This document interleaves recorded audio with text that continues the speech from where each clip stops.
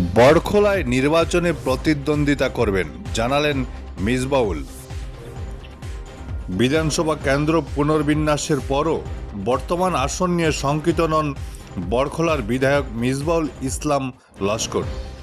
Silchar press ক্লাবে meet the press অনুষ্ঠানে মিসবাউল স্পষ্ট ভাষায় বলেন, আগামী বিধানসভা নির্বাচনে তিনি বড়খোলা থেকেই প্রতিদ্বন্দ্বিতা করবেন।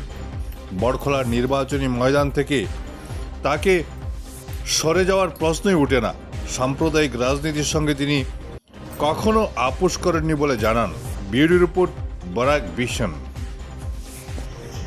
তারপরেও কাছাড়ে যে ডিলিমিটেশন হয়েছে সেটা বিজেপি তার মতো করতে চেয়েছে, কিন্তু জনগণ সেটা বুঝে ফেলেছে এবং আমার বিশ্বাস জনগণ তাদের সেই জিনিসটাকে ব্যর্থ করে দেবে।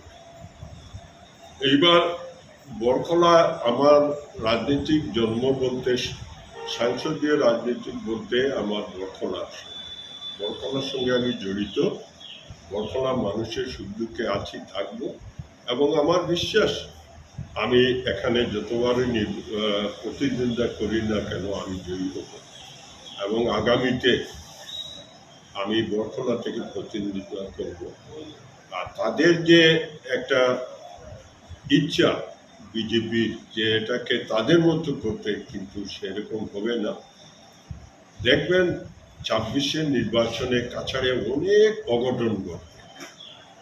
এটা এখন তো দেখা, যেমন আমাদের কিছু অঞ্চল কেটে করিমগঞ্জের সঙ্গে দেওয়া হয়েছে, করিমগঞ্জ থেকে কিছু অংশ এনে কাছাড়ে দেওয়া হয়েছে। যেমন বদরপুর শহরটা কাছাড়ে কিভাবে দেওয়া, বিজেপি তো চোখ এইসব অন্যায় আচরণ, কিন্তু বিজেপির কেউ মুখে একটা কথা বলে, কিন্তু জনগণ তো ভুলে নাই, জনগণ এর জবাব দেবে।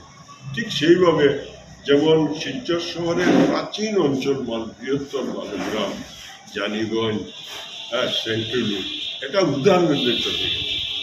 এই উদাহরণে যাওয়া এই লোকগুলা কি করে, তারা তো অনেক আগে রেখা, ভারত স্বাধীনতা হওয়ার আগ থেকে এখানে আছে, তাদের একটা শিলচরের সঙ্গে একটা সম্পর্ক হয়ে গেছে। আজকে শিলচর হেড পোস্ট অফিস, এটা উদাহরণ। আজকে শিলচরের ডিসি অফিস, এটা উদাহরণ। এটা তো কোনোদিন ছিল না। এগুলো শিলচরে থাকা উচিত ছিল।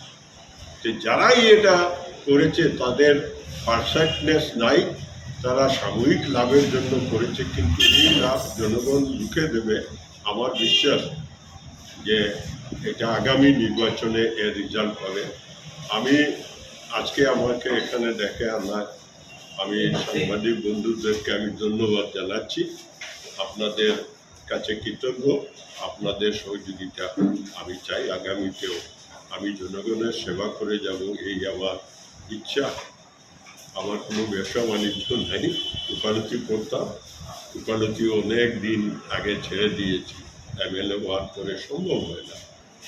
এখন কিছু পৈতৃক সম্পত্তি আছে, ওখান থেকে একটু রোজগার হয়, যেটা আমার পরিবার চলে। আর এমএলএ হিসেবে বেতন একটা পাই, এইটা দিয়ে আমার চলে, এইটা দিয়ে আর রাজনীতি সব কিছু করে। ইলেকশনের সময় আমার নিজস্ব টাকা পয়সা খুব থাকে না, কিন্তু আমার শুভাকাঙ্ক্ষী যারা আছে তারাই আমাকে চায়, তারা আমার সব খরচ বহন করে। এবং এমন একটা ব্যাপার, আমার যারা ওয়ার্কার আছে তারাও তারা পকেট থেকে মিটিং করবে, পকেট থেকে অফিস করবে, তারা আমার কাছে টাকা চাইতে লজ্জা করে। আমি যদি দেইতে নেয় না হলে, এটা একটা বড় ব্যাপার। আর সবচেয়ে বড় হলো আমাদের এখানে যে ইন্ডাস্ট্রি ছিল কাছাড় পেপার মিল, যেটা থেকে ডাইরেক্টলি ইনডাইরেক্ট প্রায় 3 লক্ষ ফ্যামিলি বাস করত, সেই জিনিসটা বন্ধ হয়ে গেছে।